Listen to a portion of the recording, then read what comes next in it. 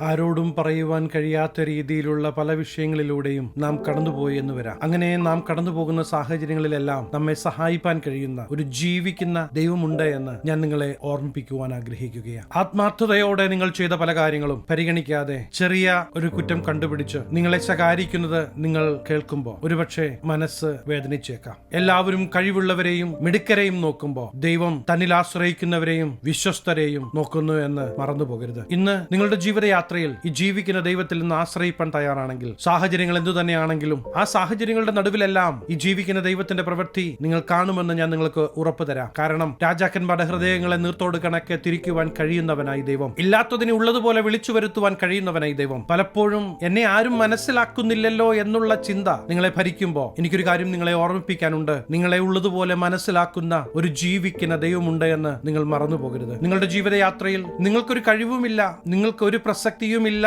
എന്ന് നിങ്ങൾ ചിന്തിക്കത്തക്ക വിധത്തിൽ ശത്രുവായവൻ പദ്ധതികളെ ഒരുക്കുമ്പോൾ നിങ്ങളൊരു കാര്യം മറന്നു പോകല്ലേ. അമ്മയുടെ ഗർഭത്തിൽ നിങ്ങൾ ഉരുവാകുന്നതിന് മുമ്പേ നിങ്ങളെ കണ്ട് നിങ്ങളെ സ്നേഹിക്കുന്ന, നിങ്ങളെ പേർ ചൊല്ലി വിളിച്ച ഒരു ദൈവമുണ്ട് എന്ന് നിങ്ങൾ മറന്നു പോകല്ലേ. പ്രിയ ദൈവത്തിലെ, നിങ്ങൾ ഇടയ്ക്ക് വെച്ച് നശിച്ചു പോകുവാനല്ല ദൈവം നിങ്ങളെ കുറിച്ച് ആഗ്രഹിക്കുന്നത്. ഒരുപക്ഷെ ദൈവത്തിന്റെ ഹിതമല്ലാതെ, ദൈവത്തിന്റെ ശബ്ദം കേൾക്കാതെ പല തീരുമാനങ്ങളും എടുത്ത് നാം മുന്നേറിയപ്പോ അവിടെ പരാജയങ്ങൾ കടന്നു വന്നു എന്ന് വരാം. എന്നാൽ ഇന്ന് ദൈവത്തിന്റെ അടുക്കിലേക്ക് തിരിച്ചു വന്ന്, ദൈവമേ എന്നെ സഹായിക്കണമേ, ഇതുവഴി നടക്കണമെന്ന് എനിക്ക് ഉപദേശിച്ചു തരണമേ എന്ന് നിങ്ങൾ പറയുവാൻ തയ്യാറാണെങ്കിൽ തീർച്ചയായും ജീവിക്കുന്ന ദൈവത്തിന്റെ പ്രവൃത്തി നിങ്ങളുടെ ജീവിത ബാന്ധാവുകളിൽ നിങ്ങൾക്ക് അനുഭവിച്ചറിയുവാൻ കഴിയും. നിങ്ങൾക്കെതിരെ സംസാരിക്കുന്നവരുടെ വാക്കുകളെ കേട്ട് നിങ്ങളുടെ ഹൃദയം മടുത്തു പോകല്ലേ. കാരണം അവരൊന്നുമല്ല നിങ്ങളുടെ ഭാവി തീരുമാനിക്കുന്നത്. പ്രിയ ദൈവത്തിലെ, നിങ്ങൾ യേശുവിൽ ആശ്രയിക്കുന്നത് കൊണ്ട് തന്നെ നിങ്ങളുടെ ഭാവി തീരുമാനിക്കുന്നത് ഈ ദൈവമാണ് എന്ന് നിങ്ങൾ മറന്നു പോകല്ലേ. ഈ ദൈവം ഒരിക്കലും നിങ്ങളുടെ നാശം ആഗ്രഹിക്കുന്നില്ല. നിങ്ങൾ ആയിരിക്കുന്ന ദേശത്ത് നിങ്ങളൊരു അനുഗ്രഹമാകണമെന്ന് ഈ ദൈവം നിങ്ങളെ കുറിച്ച് ആഗ്രഹിക്കുകയാണ്. അതെ, അത് സാഹചര്യങ്ങളെല്ലാം പ്രതികൂലമാകുമ്പോഴും ആരും കൂടെ ഇല്ലാത്തപ്പോഴും ഈ ദൈവിക പദ്ധതികൾക്ക് മാറ്റം വരികയില്ല എന്ന് നാം ഓർത്തിരിക്കേണ്ടത് ആവശ്യമാണ്. സാഹചര്യങ്ങൾ അനുസരിച്ച് പ്രവർത്തിക്കുന്ന ഒരു ദൈവമല്ല ഈ ദൈവമെന്നേ. പ്രതികൂലമായ സാഹചര്യങ്ങൾ ദൈവിക പദ്ധതികളിലേക്കുള്ള ചവിട്ടുപടിയായി മാറുവാൻ പോകുകയാണ്. യോസഫിനെ ദൈവം കാണിച്ച ദർശനം ദൈവിക മാന്യതയാ. എന്നാൽ തന്റെ ജീവിതത്തിൽ കടന്നു വന്നത് എല്ലാം പ്രതികൂലവും പ്രയാസവും, സ്വന്തം സഹോദരന്മാർ തന്നെ ഇല്ലാതാക്കുവാൻ ശ്രമിക്കുന്നതുമെല്ലാം യോസഫ് തന്റെ ജീവിതത്തിൽ അനുഭവിച്ചറിഞ്ഞു. എന്നാൽ വാക്കു പറഞ്ഞ ദൈവം, ദർശനം കാണിച്ച ദൈവം, താൻ കടന്നുപോയ എല്ലാ പ്രയാസ വിഷമഘട്ടങ്ങളും തന്റെ ദർശന നിവർത്തീകരണത്തിനുള്ള ചവിട്ടുപടിയാക്കി ദൈവം മാറ്റിയെന്ന് നാം മറന്നു പോകല്ലേ. ഇന്ന് നിങ്ങളുടെ ജീവിതത്തിൽ കടന്നു വരുന്ന സാഹചര്യങ്ങൾ നിങ്ങൾ കാണുമ്പോൾ ഒരു രീതിയിലും നിങ്ങൾക്ക് മുന്നോട്ട് പോകുവാൻ കഴിയുകയില്ല എന്നൊരു തോന്നലായിരിക്കും നിങ്ങളുടെ മുമ്പാകെ ശത്രുവായവൻ കൊണ്ടുവരുന്നത്. ഇന്ന് ആ തോന്നലുകളെ എടുത്ത് വെളി കളയണം. എന്നിട്ട് ദൈവം പറഞ്ഞ ദൈവിക വാഗ്ദത്തങ്ങൾ ഞാൻ പ്രാപിക്കുമെന്ന് നിങ്ങളുടെ വായിലൂടെ നിങ്ങൾ പറയുവാൻ തുടങ്ങണം. ഈ ദൈവത്തെ കണ്ണുമടച്ച് വിശ്വസിക്കുവാൻ നിങ്ങൾക്ക് കഴിയുന്നെങ്കിൽ തീർച്ചയായും ദൈവിക വാഗ്ദത്തങ്ങളുടെ നിവർത്തീകരണം പ്രിയ ദൈവത്തിലെ നിങ്ങളുടെ ജീവിതയാത്രയിൽ നിങ്ങൾ ഈ ദിവസങ്ങളിൽ അനുഭവിക്കുവാൻ പോകുകയാണ്. ശത്രുവല്ലേ പറഞ്ഞത് നിങ്ങൾ തീർന്നു എന്ന്? ശത്രുവായവൻ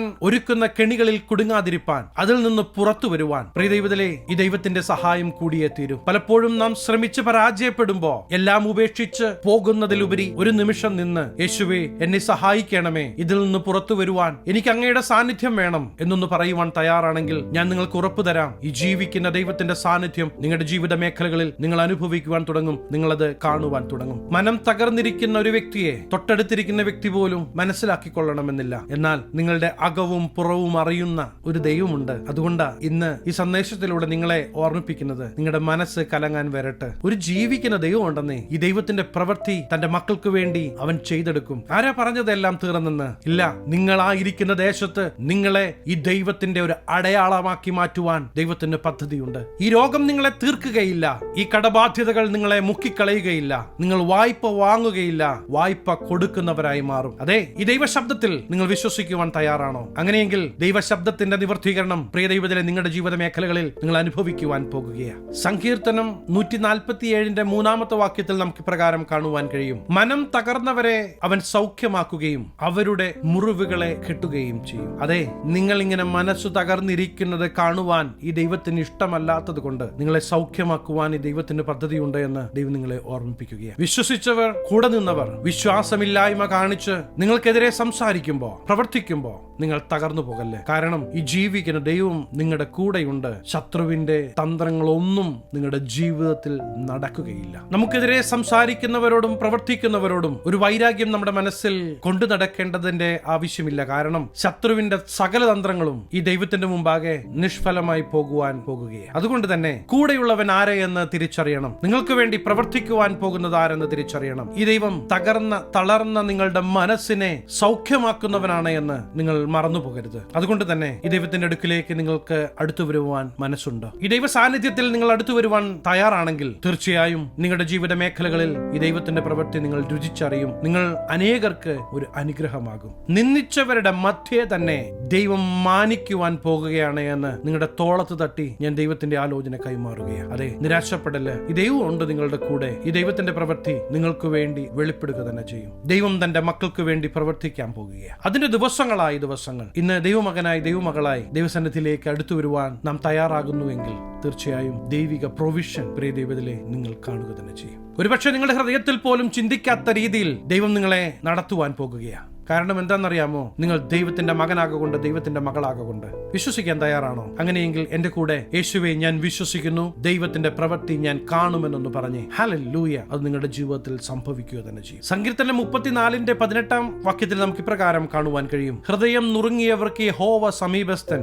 മനസ്സു തകർന്നവരെ അവൻ രക്ഷിക്കുന്നു. മാറത്തടിച്ച് നിലവിളിച്ച് എനിക്കാരുമില്ല എന്ന് നിങ്ങൾ പറയുമ്പോ ഇന്ന് ഞാൻ നിങ്ങളെ ഓർമ്മിപ്പിക്കാൻ ആഗ്രഹിക്കുന്നത്, നിങ്ങൾക്ക് വേണ്ടി വില കൊടുത്ത ഒരു യേശുവുണ്ട്. അവസാന തുള്ളിച്ചോരയും നമ്മുടെ രക്ഷയ്ക്കായി കാൽവരി ക്രൂശിൽ ചിന്തിയ ഈ ദൈവം ഒരിക്കലും നിങ്ങളെ തനിച്ചാക്കുകയില്ല, നിങ്ങളെ ഒറ്റയ്ക്കാക്കുകയില്ല. ഈ ദൈവത്തിന്റെ പ്രവൃത്തി ഈ ദിവസങ്ങളിൽ തന്നെ നിങ്ങൾ കാണും, നിങ്ങൾ അനുഭവിക്കും. അനേകരുടെ മുമ്പാകെ നിങ്ങളൊരു അത്ഭുത വിഷയമാകുവാൻ പോകുകയാണ്. എന്റെ ശബ്ദം കേൾക്കുന്ന പ്രിയ ദൈവത്തിലെ, ഇന്ന് ദൈവം നിങ്ങളോട് സംസാരിച്ചെങ്കിൽ ഈ ദൈവവചനത്തിന് മുമ്പാകെ ഒന്ന് ശക്തിപ്പെടണം. ഞാൻ നിങ്ങൾക്ക് വേണ്ടി പ്രാർത്ഥിക്കുവാൻ ആഗ്രഹിക്കുന്നു. കണ്ണുകളെ അടയ്ക്കാം, നമുക്ക് പ്രാർത്ഥിക്കാം. മഹാപരിശുദ്ധനായ ഞങ്ങളുടെ സ്വർഗ്ഗീയ പിതാവേ, എന്നോടൊപ്പം ചേർന്ന് പ്രാർത്ഥിക്കുന്ന ദൈവജനത്തെ അങ്ങയുടെ തൃക്കരങ്ങളിൽ തരികയാണ്. ഇവർ കടന്നുപോകുന്ന സാഹചര്യങ്ങളിലെല്ലാം ദൈവത്തിന്റെ സാന്നിധ്യം ഈ ജനം അനുഭവിച്ചറിയട്ടെ. ഇവരൊരു അനുഗ്രഹമാകട്ടെ. ദൈവിക സമാധാനം ഇവരുടെ ജീവിത മേഖലകളിൽ വെളിപ്പെടട്ടെ.